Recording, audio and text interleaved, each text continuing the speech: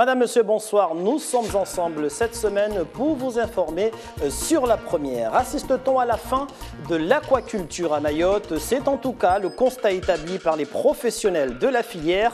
Autrefois un secteur très prolifique en matière de production.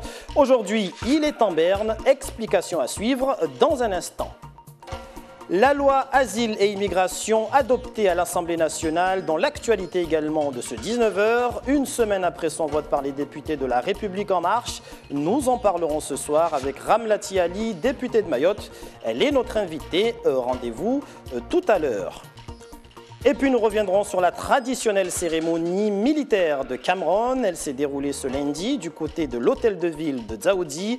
L'occasion de découvrir ou redécouvrir l'importance pour les légionnaires de revenir sur cette bataille historique vieille de 155 ans. C'était l'un des secteurs clés de l'économie mahoraise. Il y a moins de 5 ans, la filière aquacole de notre département représentait les 3/4 de la production en Outre-mer. Mais aujourd'hui, plus rien, l'aquaculture se meurt à Mayotte. Reportage Gervais Nietzsche, Fahar Housseni. Sur son visage, une profonde tristesse.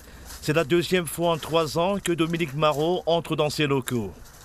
Le siège de l'Association pour le développement de l'aquaculture à Mayotte a les allures d'un champ de ruines. Au sol, des débris. C'est tout ce qui reste des archives de cette structure qui, pendant une quinzaine d'années, a favorisé l'émergence d'une véritable filière aquacole à Mayotte. Je fais partie de cette histoire, de cette écloserie aujourd'hui, et que je vois l'état où il est aujourd'hui. Je suis vraiment... C'est comme si... j'enterrais un de mes enfants. C'est vraiment triste et c'est vraiment malheureux. On a aussi un grand patrimoine comme celui-là. On l'a laissé vraiment délabré, déchiqueté. Le bâtiment entier est à l'abandon. Il est devenu le terrain de jeu des casseurs-pilleurs. Les voleurs emportent tout ce qui peut servir et saccagent ce qu'ils ne peuvent pas prendre. C'est le traitement réservé à ces grands bassins où de gros poissons appelés géniteurs se reproduisaient. Les dégâts se chiffrent à 3 millions d'euros. Un peu plus loin, l'écloserie, le lieu destiné à l'éclosion des œufs. C'est le cœur de la filière aquacole. Il a cessé de battre. Sans écloserie, vous ne pouvez pas développer l'aquaculture. C'est impossible. C'est pas faisable. Aujourd'hui, l'écloserie lui-même à Mayotte, elle n'existe plus. Elle est obsolète, elle est KO. Il faut reconstruire notre écloserie pour remettre en marche le développement économique de l'aquaculture. Depuis la liquidation de l'association, les 4 principaux éleveurs de poissons de Mayotte ont changé d'activité ou alors mis la clé sous la porte. À Longoni se trouve Mayotte Aquaculture qui exportait du poisson vers des pays européens. Aujourd'hui, ces locaux connaissent un silence de cimetière. Ici même à Mayotte Aquaculture, il y avait presque 11 personnes, entre 11 et 12 personnes, vous imaginez, et que ces gens-là ont passé toute leur vie à apprendre comment manipuler le poisson, comment nourrir, comment faire tout ça. Et ces gens-là sont obligés de recommencer à zéro pour construire leur vie. Les acteurs de la filière aquacole appellent les représentants de l'État et le conseil départemental à financer la relance de l'aquaculture à Mayotte. Le budget de l'association était de 300 000 euros. Et si l'aquaculture rencontre de sérieuses difficultés localement, ce n'est pas le cas pour le tourisme agricole. Il s'agit ici d'un nouveau concept lancé récemment par des agriculteurs, à l'instar de Madi Bako et Corinne Avis. Tous deux ont ouvert leurs portes à une trentaine de personnes à Ajangwa sur le domaine familial. Objectif, faire découvrir les spécificités de la culture mahoraise. Zora Abdou Café, Daniel Abdou. Habitués à la ville, ces citadins n'ont pas hésité à passer leur dimanche matin à la ferme. Pour savoir la date de naissance et quelle vache. C'est obligatoire. Non, c'est un jeune ici, il a fait un bébé. Qu'est-ce que tu as appris aujourd'hui à propos des vaches? J'ai mangé des granulés. Après les vaches, direction le champ de riz Paddy. La mission du jour, apprendre à récolter la céréale. Quelques explications, et puis le reste est un jeu d'enfant. On met la feuille pour qu'il soit un peu dur. Et là, on commence, vous voyez, là, on le coupe comme ça. On le coupe comme ça, on l'amène ici, on coupe comme ça. Il faut que ça soit un peu long pour que tu arrives à à les tenir bon. Ah oui, d'accord. Prends ça, tu le tiens à l'autre main. Voilà, ici. Tiens. Tu le prends dans Tu fais comme ça. Mais pourquoi il coupe les verres? Il devrait couper les verres. Voilà, et tu les mets. Exactement. Ça, tu as bien compris. Voilà. Tu vois, c'est facile, hein? Seuls ou en famille, ces agriculteurs d'un jour sont ravis de cette matinée au champ. C'est vraiment extraordinaire de voir ces grains. On les connaît toujours en sachet et pas du tout sur les épis. Et c'est très très joli. En plus, c'est lourd parce que je pense qu'ils sont gorgés d'eau et on n'a pas l'habitude de les sentir comme ça. C'est la première fois en fait que je fais partie d'un événement pareil déjà et que j'ai jamais su comment on le prenait en fait. Je me dis que moi je ferais aussi mon petit patelin de riz paddy pour pouvoir en fait manger en houbou, ne serait-ce en houbou, c'est très bon. Pour la santé, c'est pas mal. Et c'est bio? C'est bio. C'est bio et c'est local. Faire découvrir les rouages de son métier, une fierté pour Madi Bako. On a décidé d'ouvrir la porte de nos terrains, de montrer ce que nous faisons quotidiennement pour tout simplement que nos collègues métropolitains voient ce qu'on avait vécu à l'ancien temps. Aujourd'hui, tout est changé, donc on voulait que la population de Mayotte comprenne qu'il faut revenir sur nos traditions pour essayer d'avoir une vie moins chère, mais aussi parce que là, on ne met pas de produits, ça pousse tout seul sur la terre. Une trentaine de personnes pour cette deuxième édition de tourisme agricole, un succès selon l'organisateur et des bons souvenirs pour les participants. Immigration, la loi dédiée à cet effet vient d'être adoptée à l'Assemblée nationale. C'était le 22 avril dernier. Une adoption à la faveur du vote des députés de La République En Marche. Avant d'en parler avec notre invité, retour sur le déroulé de ce vote avec nos confrères d'Outre-mer la Première. Le scrutin. Les députés En Marche se lèvent et immortalisent l'instant. Pour 228, contre 139. La majorité n'a pas volé en éclats. Le texte durcissant les conditions d'accueil des migrants a fini par être adopté tard cette nuit. Un seul député de l'aile gauche du parti présidentiel a voté contre avant de démissionner de la majorité. Je crois qu'il faut savoir tirer les conséquences d'une situation qui devenait compliquée. En tout cas, on m'a fait comprendre que... moi, je pensais que sur des sujets comme celui-ci, on avait une conscience qui pouvait nous permettre d'avoir des avis divergents. D'âpres débats ont tendu le groupe En Marche. S'il a fini par voter pour, le mathématicien Cédric Villani s'est attaché à rappeler l'apport des étrangers dans les sciences françaises. Que l'on songe que l'Institut Curie, dont nous sommes si fiers, a été créé par une immigrée polonaise. Que l'Institut des hautes études scientifiques a été fondé autour d'Alexandre Grothendieck. 14 abstentionnistes pour l'aile gauche de En Marche. Ils ont obtenu quelques concessions, notamment sur l'assouplissement du délit de solidarité qui réprime l'aide apportée à des migrants. Ils comptent être désormais mieux écoutés. Mon abstention ce soir, ce n'est pas un chèque en blanc.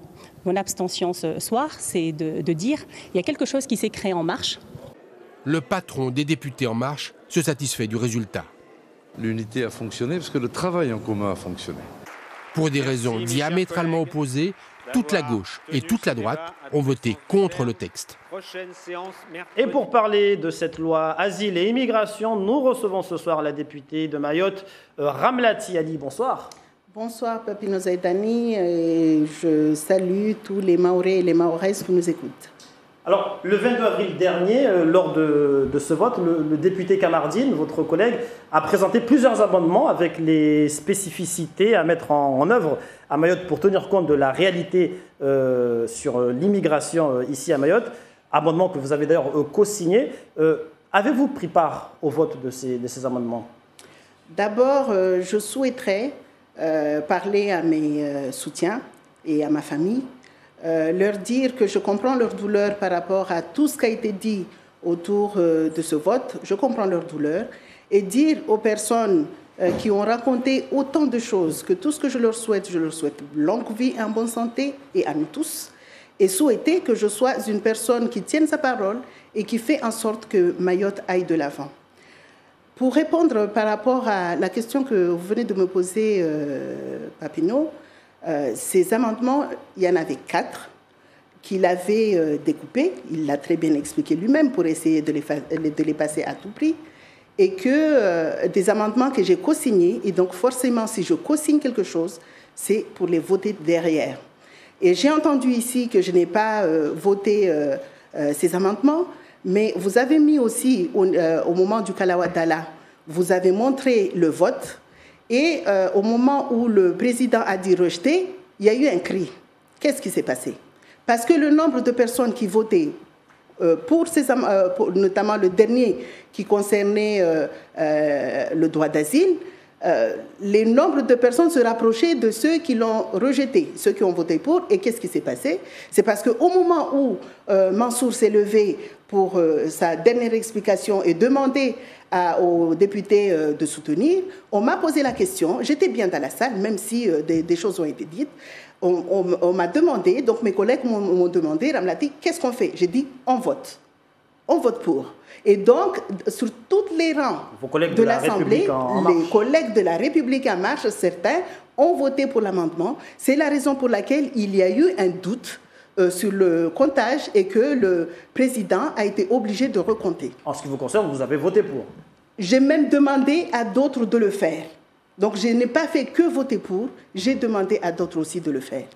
D'accord. Alors, en votre qualité de membre de la majorité, êtes-vous tenu de voter obligatoirement pour toutes les lois proposées par le gouvernement? Tenu, personne n'est tenu. La preuve en est que Jean-Michel Clément, qui trouvait que ce texte était inhumain, ne l'a pas voté, a voté contre, et il a quitté la République en marche. Et il y a un certain nombre aussi de personnes qui se sont abstenues. Qu'est-ce qui s'est passé? Et que personne n'a jugé utile de me demander, mais qu'on m'a condamné. Qu'est-ce qui s'est passé? C'est que le mercredi 11, on a eu une réunion de la majorité, une réunion de groupe, comme tous les groupes ont des réunions. Et on a parlé de cette loi en présence du Premier ministre. Et à ce moment-là, la discussion a eu lieu entre toutes les personnes qui étaient sur place, notamment pour, quand on renvoie des adultes chez eux, qu'est-ce qu'on fait des enfants? Certains d'entre eux, notamment Jean-Michel Clément, et puis il y avait Mathieu Orphelin qui avait déposé un amendement pour dire que ces enfants ne doivent pas être envoyés parce qu'ils ne peuvent pas être envoyés sans passer par un centre de rétention et que ça, ils ne l'admettent pas, ils trouvent que c'est inhumain. Et donc, je me suis levée pour leur dire, si on part comme ça veut dire qu'à Mayotte, on va augmenter les mineurs isolés puisqu'on ne va pas pouvoir les faire quitter le territoire. Mais ce n'est pas seulement ça, mais c'est aussi des mineurs qui sont en danger. On voit ce qui se passe à Mayotte, augmentation de la délinquance et de l'insécurité. Ça, on voit de notre côté à nous. Mais de leur côté à eux, tout ce qu'ils vivent, il y a tout ça qu'on ne peut pas soutenir humainement et que pour Mayotte, on ne peut pas dire qu'on peut renvoyer des parents et laisser les enfants sur place. Au bout de 2h30 de débat, on a été d'accord que Jean-Michel Clément, je le savais qu'il allait voter comme ça, il allait quitter en marche, et les autres s'abstiendront. Et donc, à la fin, on me soutient pour Mayotte. Et je rappelle ici que c'est une loi générale qui est faite pour mieux accueillir les immigrés, ce qui n'est pas notre cas ici. Nous, notre cas, compte tenu de notre situation, ce qu'on souhaite, c'est qu'on arrête cette pression migratoire. Et cette loi, vous l'avez votée? J'ai été soutenue. La loi et donc, la loi, je l'ai votée. Je ne peux pas être soutenue sur le fait vous avez voté les amendements et la loi? J'ai voté les amendements, mais il y a même des députés de la majorité qui avaient déposé des amendements qui n'ont pas été votés. Mais qu'apporte cette loi pour Mayotte? Qu'est-ce qu'elle apporte? Pourquoi vous avez voté pour cette loi à Mayotte? Est-ce qu'elle est bénéfique pour Mayotte, cette loi asile-immigration? Je viens de le dire. C'est une loi générale qui sert la France métropolitaine et l'Europe pour mieux accueillir les immigrés et mieux accueillir les demandeurs d'asile. Donc vous considérez le principe, c'est ça. Vous considérez que c'est essentiel pour Mayotte chez nous, essentiel, c'est qui est absolument pas. C'est pas ce que j'ai dit. J'ai dit pour la métropole et l'Europe. Concernant Mayotte, nous, ce qui nous importe ici, c'est de pouvoir fermer nos frontières pour qu'on n'ait plus cette pression migratoire. Et pour ceux qui sont sur place, ceux que j'ai travaillé en réunion de groupe, et je vous dis, c'est une loi qui a été portée par la commission de loi. J'aurais été membre de la commission de loi. Je crois même que j'aurais pu faire plus que je n'ai pu faire. Et donc, il y a quand même des choses qui sont intéressantes pour Mayotte. Cela dit, c'est une loi qui n'est pas faite pour Mayotte. C'est une loi de la France métropolitaine. Et là, je suis intervenue dans les discussions générales, mais bizarrement, moi, toutes les interventions que je fais là-bas n'apparaissent pas ici. Je suis intervenue sur la discussion générale pour dire qu'il y ait une OFPRA qui s'ouvre ici, dans l'océan Indien, en demandant que ça se fasse en juin, comme on le demandait ici. J'ai rapporté tout ce qu'on disait ici à Paris et je les ai soutenus à Paris, mais bizarrement, chez vous ici, je suis inaudible. Alors, rapidement, Madame la députée, lors du dernier cas Lawadala auquel vous avez fait allusion, Mansour Kamardine a affirmé qu'à chaque fois qu'une personne se présentait à l'Élysée, elle était interrogée sur le projet de communauté de l'archipel des Comores. Est-ce que dans la feuille de route en question, est-ce que cela est fait référence, cette communauté? Est-ce que vous en êtes informé de ce projet? Quelle feuille de route? Sur la feuille de route qui a été suspendue au mois de septembre dernier. Est-ce qu'il a été fait état d'une éventuelle communauté de l'archipel des Comores qui inclurait Mayotte, qui serait régie selon deux États différents? Moi, je suis venue principalement pour parler, parce qu'on m'a beaucoup mis en cause sur la loi immigration, mais de ce que je me souviens de la feuille de route, je l'ai, je pourrais même vous la transmettre, je n'ai pas vu écrit noir sur blanc de communauté des Comores. Cela dit, je ne peux pas dire que je n'en ai pas entendu parler. J'en ai entendu parler, je n'ai pas l'habitude de mentir, mais j'en ai entendu parler par des ambassadeurs. Moi, ce n'est pas l'Élysée qui m'en a parlé, c'est des ambassadeurs. Au moment où on a été à la commission mixte aux Comores avec Mansour Kamardine et Hassan Abdallah, c'est à ce moment-là que j'en ai entendu parler, mais pas à l'Élysée. Un projet en tout cas qui fait beaucoup parler. Nous aurions aimé rester un peu plus longtemps, mais le temps qui nous est accordé est écoulé. Merci beaucoup, Ramlati Ali, d'avoir accepté de répondre à nos questions. Merci à vous. Et nous prenons tout de suite la direction du sud de l'île à présent, à Kanikeli. Une réunion d'installation du conseil d'administration s'est tenue en mairie ce samedi. À l'ordre du jour, l'installation du CCAS de la commune, et cela en présence de la population ainsi que des associations en charge du social. Bibi Mariam Halidi, Fahar Husseini. C'est le nouveau centre communal d'action sociale de Kanikeli qui est au centre des discussions. Et pour officialiser son installation, le président et la vice-présidente sont élus. Un CCAS dans la commune, une aubaine pour Fatima, habitante de Mronabeja. Ce CCAS nous apportera beaucoup de choses, surtout à nous les personnes âgées. Nous bénéficierons des aides à domicile pour notre bien-être. Et on est très content qu'il y ait ce genre de structure dans notre commune. Pour rappel, le CCAS est une mission de service public en charge d'accueillir, d'informer et d'orienter les publics nécessitant un accompagnement et un suivi social. À l'instar du centre de Pamandi, de Bandrélé ou encore de Tingoni, les objectifs sont nombreux.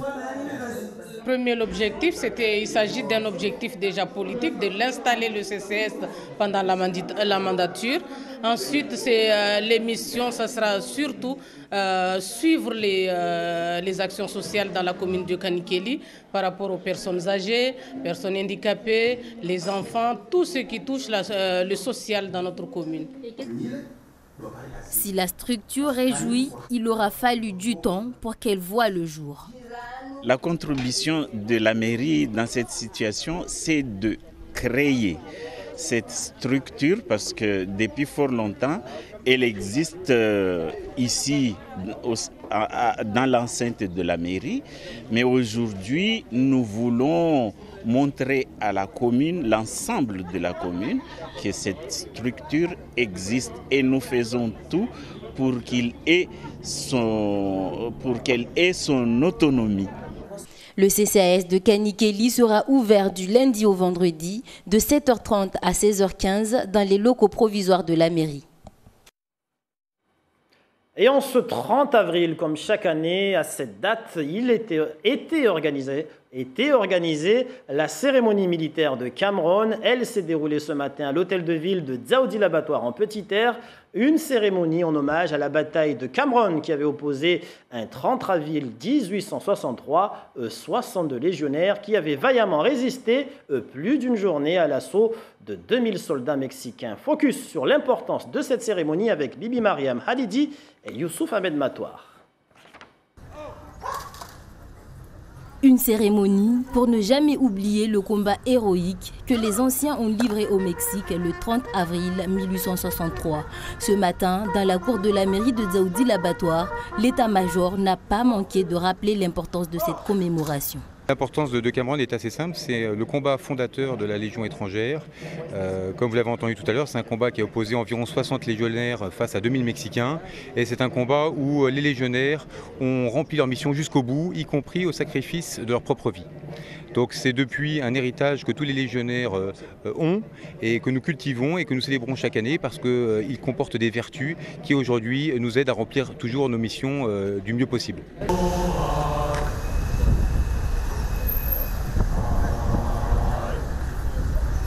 Le combat de Cameroun, le symbole de la Légion étrangère.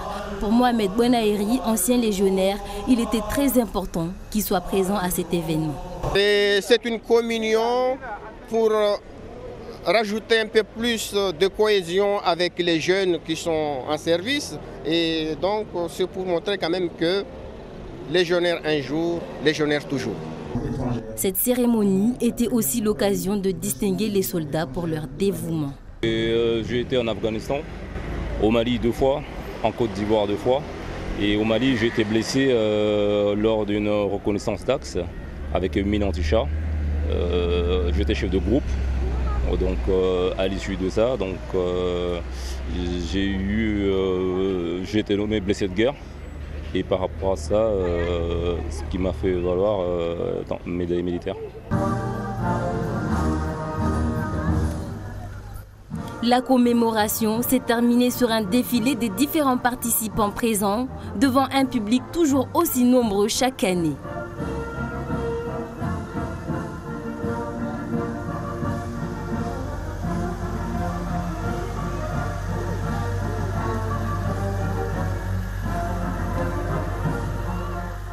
Et c'est sur ce défilé militaire que nous refermons cette édition. À retenir notamment les déboires de la filière de l'aquaculture, une filière qui se meurt selon les propres termes et témoignages des professionnels que nous avons rencontrés. Aujourd'hui, les locaux de l'aquaculture sont devenus un champ de ruines. Les dégâts se chiffrent à 3 millions d'euros. Les acteurs de la filière aquacole appellent les représentants de l'État et le conseil départemental à financer la relance de l'aquaculture à Mayotte. Merci pour toute votre attention à ce 19h. L'information se poursuit avec Darush Daou dans un instant pour le journal en maoré. L'actualité reviendra demain en radio à 5h avec l'équipe de la matinale. Le secrétaire départemental du syndicat SNUIPP, Rivo Rakotondravelo, sera l'invité à 7h15 de votre émission Zakueli. Et à 13h, on se retrouvera pour le journal de la mi-journée. Très belle soirée à tous sur La Première et à demain.